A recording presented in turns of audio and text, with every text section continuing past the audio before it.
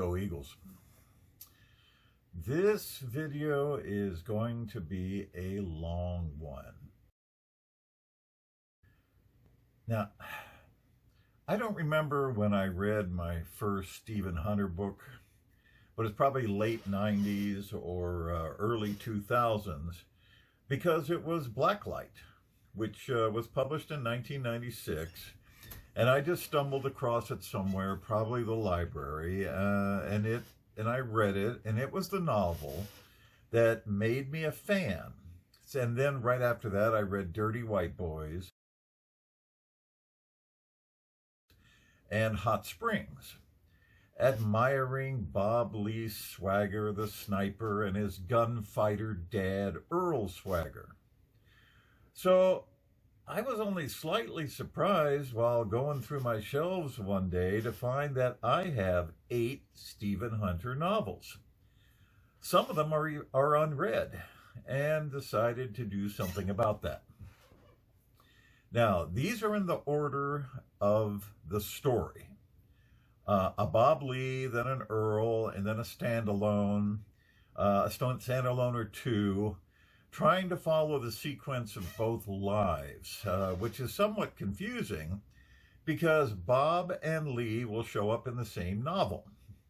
And there's relatives and recurring characters and children and others popping up here and there. So you need a scorecard to know the players. But it's worth the time. The first one, Soft Target. Actually, the latest novel in terms of publication that I own, coming out in 2011. There are characters in this who I never encountered before, like Ray Cruz, who turns out to be Bob Lee's son and an Army sniper too. Chip off the old block. Cruz is introduced in the previous novel, Dead Zero, which I have not read. Ray and his girlfriend, Molly Chan, are out doing pre-Thanksgiving shopping in America, the Mall, not to be confused with the Mall of the Americas, when a terrorist group attacks, shooting Santa in the head and herding the rest of the shoppers into the center courtyard as hostages. Not Ray and Molly. They manage to hide out in a store, avoiding capture, but it's just a matter of time before the terrorists run them down. So what's a red-blooded expert sniper to do in this situation? That's what the book is about, and at first I rolled my eyes because, oh brother, terrorists take over something and there's a true blue American hero in the crowd, a la Die Hard. And I was already tired by the first few pages. But then it grabbed hold of me through some rather credulity-stretching incidents that were just fun, and it turned out I couldn't put it down, moving from one incredulous scenario to another. I don't know if I was admiring Hunter's audacity or sheer cheek, but I liked it. It's a very fast read because the action is quick and continuous, and you just want to see what happens next. The Day Before Midnight. I read this several years ago and didn't really like it, but here it is in my collection, so okay, I decided to reread it. And, well, I can't really say why I didn't like it the first time. Something about the implausibility of the events, I suppose. But it's a Stephen Hunter, and implausibility is the base. So what's this one about? The U.S. has built a Titan missile silo in the Virginia mountains that has an independent launch capability. This is due to the command and control of the more modern Minuteman missiles, which can be compromised, so the U.S. keeps the Titan up its sleeve as a doomsday weapon designed to take out the Soviet leadership bunkers should the Minuteman fail. So if you're a maniac intent on starting a war between the Sovs and the Yanks, where would you go to launch 10 MIRVs? At an unsuspecting Politburo. which is where an elite and fanatical group of Russian Spetsnaz, led by a crazed Soviet general, go to, intent on purifying the world by fire so that a new version of the proletarian utopia can emerge. Man, these do-gooders, always burning the world to a cinder to make it a better place. The unit takes over the silo with remarkable speed and efficiency, else you wouldn't have much of a novel here. And all the general has to do is obtain the launch keys from the two hapless duty officers, and he's in business. Except one of the officers, under a hail of gunfire, manages to toss his key into a titanium safe that requires several hours of welder work to get open. So the general has a local welder kidnapped, and the race is on. Will the general reach the key before the ad hoc American response force, led by a disgraced American general, penetrates the defenses? Well, okay, this really wasn't that bad. The action was excellent, if somewhat implausible, as I had already discovered upon an earlier reading. But at this point in my life, implausibility is less of a disqualifier. After all, I'm still walking around. Blacklight. This was the first Stephen Hunter book I read, where I was introduced to Bob the Nailer, although this book is not the first one to introduce the character. That was Point of Impact, which inspired the movie Shooter, which I have not seen, nor have I read Point of Impact, which seems a deficit in my Hunter education. Must attend to that. Now, all I remembered about this book was that a rattlesnake is an important plot element, but that I did very much enjoy it. Both were confirmed plot element and enjoyment on the reread, but I noticed more this time the implausibilities, there's that word again, that seem to arise in a Hunter story. In this case, someone who willingly goes to the electric chair because an unwillingness to reveal some civil rights movements going on in Arkansas. Seems a bit excessive, as does the need to shoot Bob's father, Earl Lee Swagger, who is a state trooper and has unwittingly stumbled upon a crime that threatens to undo some of those civil rights movements. Which is the main story here. In the 1950s, Earl is shot to death while effecting an arrest of two low-life gunmen, Jimmy Pie, local football hero and husband to the head cheerleader, who is just mean through and through, and Bub, his cousin, who is a sad sack and will do anything that Jimmy tells him, include shoot up a grocery store and kill a lot of people, including a police officer. After making a complete mess of it, Jimmy calls Earl and arranges surrender, which does not come off as planned. Earl ends up shooting the two of them because Jimmy has set this up as an ambush, not a surrender. Earl, though, survives the ambush.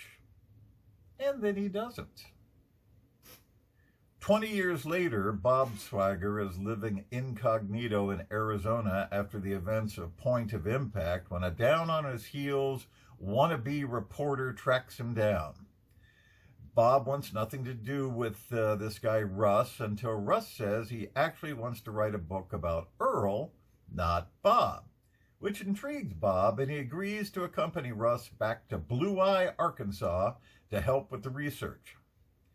Russ has ulterior motives, as you figure, and Bob stumbles across some information during the research which casts doubt on the official story of his father's death, and stirs some rather dangerous people who want the story left buried. Hence, the rattlesnake.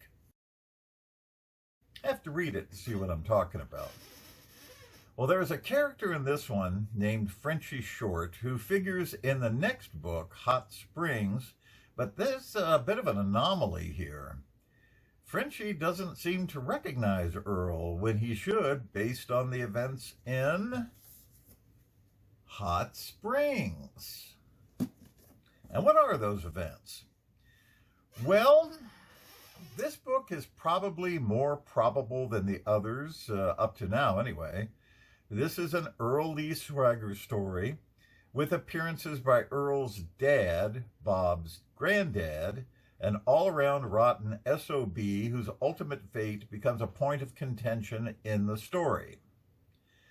Set in the late 1940s, this is based on the Arkansas Veterans Revolt in the Hot Springs, when GIs returning from World War II organized to take over the various town offices from the thoroughly corrupt politicians running them, succeeding in driving them out, but ultimately failing to clean the town up.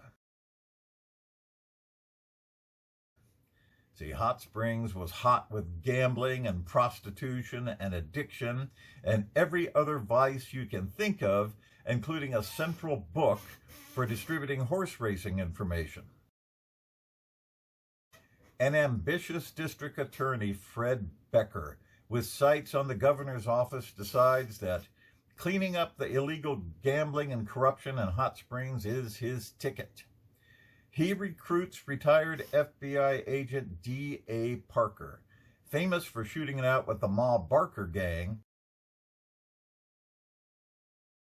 to build a law enforcement squad of shooters to conduct raids on the various gambling houses owned by gangster Oni Maddox, and find the central book. Parker recruits Earl Swagger, newly returned to Arkansas from the Pacific War, sporting the Medal of Honor for actions on Iwo Jima, to train the squad in gunfighting techniques, and which break out all over the place, gunfights becoming wilder with each raid, even one involving a World War I water-cooled machine gun. And the fights become even more improbable, including the last one where Earl single-handedly takes on what's left of Maddox's gang. There's a lot of recognizable people in this, including Bugsy Siegel, who has a personal beef with Earl, Mad Dog Cole, Lucky Luciano, and even a thinly disguised future stepfather of Bill Clinton. Owen Maddox is the thinly disguised Oni Madden, who was the real-life crime boss of Hot Springs, who lived to a ripe old age, unlike Maddox. One of the squad members Earl trains is the aforementioned Frenchie Short, and we get a long look at him, and you won't like what you see. But there is a lot of personal contact with Earl that makes Frenchie's appearance in Blacklight somewhat puzzling, as does his actions in the next novel, Havana. So we're up to book 5, and this is the one that stretches credulity to the breaking point. Imagine a CIA competent enough to recognize a security threat before it materializes, but also recruits an Arkansas state trooper to carry out an assassination in Cuba? Come on. But that's what happens. Frenchie Short has ended up on his feet and working for the agency after the debacle in Hot Springs, and an opportunity comes up to eliminate Fidel Castro. This is 1953, and Castro has not achieved his later prominence, but is a mouthy, speechifying lawyer annoying United Fruit and Meyer Lansky, who is running the casinos. Hardly anything more than an irritant, but for reasons that are mysterious, the local CIA field office decides he needs to be eliminated before he becomes a real commie threat. And we already know how well CIA operations in Cuba turn out. At any rate, Frenchie recommends that they hire Earl Swagger way off there in Blue Eye, Arkansas to do the job. And really? Someone well outside the agency with a penchant for telling the truth? Yeah, because Frenchie thinks Earl walks on water is the best shot in the world and maybe wants to make up some kind of amends for stabbing him so royally in the back at Hot Springs. I guess. It is quite a stretch, but Earl is given cover as a bodyguard for visiting Congressman Hollis Etheridge, who figures in the later Blacklight novel, who is conducting a fact-finding mission in Havana, one that involves all the brothels he can visit. Earl takes on the CIA mission and gets royally stabbed in the back, surprise, surprise, because, hey, it's the agency. As history proves, Earl never does take the shot against Fidel, although he's got him in his crosshairs, and, well, you'll have to read it to find out what happens. The most interesting character in the book is a KGB agent named Speshnev, languishing in a gulag in the beginning of the book because Stalin, who is suddenly pulled out of it and sent to Cuba to nurture the budding revolutionary Fidel. Sorry about all that gulag freezing and cockroach eating you had to do, comrade, but let's let bygones be bygones. Speshnev has the best lines in the book, especially when he's pointing out the ironies of his situation. He becomes very important to Earl, and I certainly hope he shows up in future novels. And would somebody just shoot Frenchie short?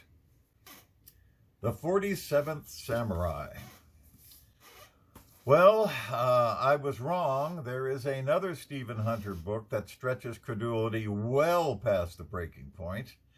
I mean, imagine a middle-aged white guy who's taken 1 week of samurai sword lessons is able to stand up to Yakuza members who've been wielding swords their entire lives. I guess Mr. Miyagi taught him. While sitting around home minding his own business, Bob is contacted by a Japanese man, Phil Yano, who believes Bob's father, Earl, may have taken a sword from Iwo Jima that belonged to Phil's father, and is wondering if Bob's got it and would he be willing to give it back. Sure, why not? Except Bob doesn't have it and really doesn't know where it went. So Phil goes back to Japan, and Bob, in what turns out to be a surprisingly easy search, finds the sword with a cousin. So Bob decides to take it to Japan and give it to Phil because that's just the kind of guy he is. Turns out the sword is a bit more than ye standard samurai.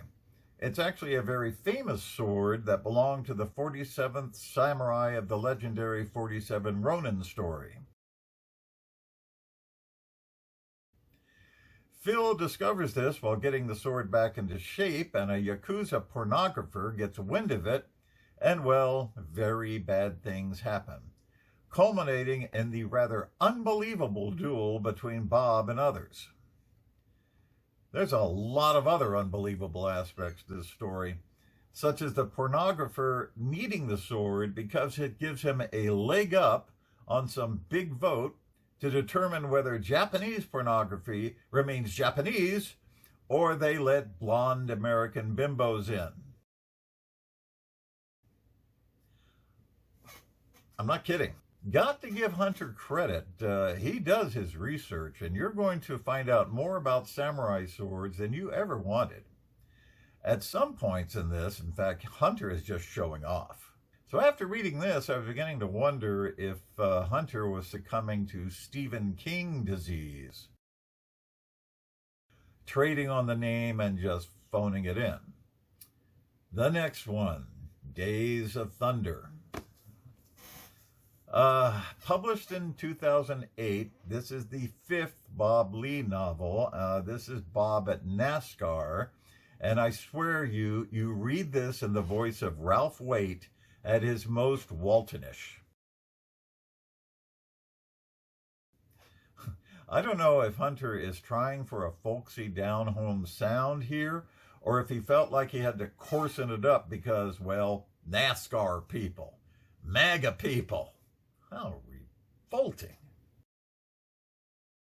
Bob Lee's daughter, Nikki, is an intrepid reporter for the Daily Planet, or some local Arkansas gossip sheet, when she is deliberately run off a mountain road by a professional killer called the Sinner Man, who specializes in flipping his target's vehicles over in such a way the whiplash snaps the neck. Clean kill, looks like an accident, off we go. Except Nikki has NASCAR-level skills herself and manages to evade Sinnerman's direct attack and simply plunges down a slope, which does put her in a coma. Bob Lee is way off in Idaho when he hears this and immediately thinks this is about him, that some past enemy has come for revenge, and really? So he rushes off to rescue his daughter and immediately launches one of the most incredible investigations known to the annals, where he's able to simply look at a set of narrow tracks in the woods and know what it's for, how long ago the machine was there, who was operating it, and what they had for breakfast. Well, okay, that's a bit of an exaggeration, but not by much. The NASCAR event that forms the base for all this is the Bristol 500, held at the Bristol Speedway in, well, Bristol. Apparently, Hunter really likes NASCAR, whether from a fan or anthropological point of view, I can't really tell. He gives a lot of detail about the race day and the crews and the fans and the hoopla, but he sounds more fascinated than judgmental. You know, like a Northwestern grad stumbling into a tent revival. And there is a tent revival of a sorts, a Baptist summer camp that is not what it seems, as Bob moves adroitly from one insignificant clue to another, pulling the entire plot together with an amazing insight and intuition that would leave Sherlock Holmes astounded. Just go with it. In this book, the Grumleys are back, the corn-pone, inbred, slope-browed crime family that Bob's father, Earl, tangled with in Hot Springs. Odd that the Grumleys don't know who Bob is, given their propensity for generations-long feuds. Another anomaly in the saga, like Frenchie Short, who is not in this one. The conversations between the Grumleys and Sinnerman and the preacher are astoundingly rich in depth and provide irony and subtlety mixed with down-home folkishness. Probably what a Northwestern graduate thinks the people of these demographics sound like. There's a passage where Bob Lee sort of addresses the improbabilities of the 47th Samurai. I guess Hunter realizes he screwed the pooch on that one. And the last one, G-Man. Further evidence that a book series is like Audrey II from Little Shop of Horrors or the IRS. It must be constantly fed with new and better plot lines and characters, and this time we mine a previously unmined vein, that of Charles Lee Swagger, Earl's father, Bob's grandfather, who has been presented in previous books as an odious, abusive horror show of a subhuman, but not here. Nope, he's a hero. Are we just supposed to ignore all the previous characterizations for sake of series continuation? I suppose. Bob Lee has sold his land in Blue Eye and is never more to darken its threshold when the developer bulldozing the Swagger homestead for yet another unaffordable housing development discovers an iron box hidden in the foundation. Bob opens it and discovers an old .45 Colt issued to the post office back in the 20s, an FBI badge, and a crisp, clean, uncirculated $1,000 note. Turns out the 45 was reissued to the FBI back before they were the FBI, and it's looking very much that Charles Lee worked for them at some point. Bob then sets out consulting the usual suspects to discover the truth. What he discovers is a replay of the novel Hot Springs, where Charles, an uncredited participant in the Bonnie and Clyde ambush, is asked by Mel Purvis himself to turn Purvis's newly formed investigative unit into gunslingers who can take on John Dillinger, Babyface Nelson, those guys. And just like in Hot Springs, Charles simply can't stay out of the action, taking pot shots of Babyface with the same 45 in the box and getting into the John Dillinger takedown, which is kind of off-putting because it is the Hot Spring novel that gives us the clearest picture of Charles as the ogre Earl so fondly remembers. I suppose Hunter felt the need to give him some redemption, but as we used to say in the military, one aw crap wipes out 10,000 attaboys.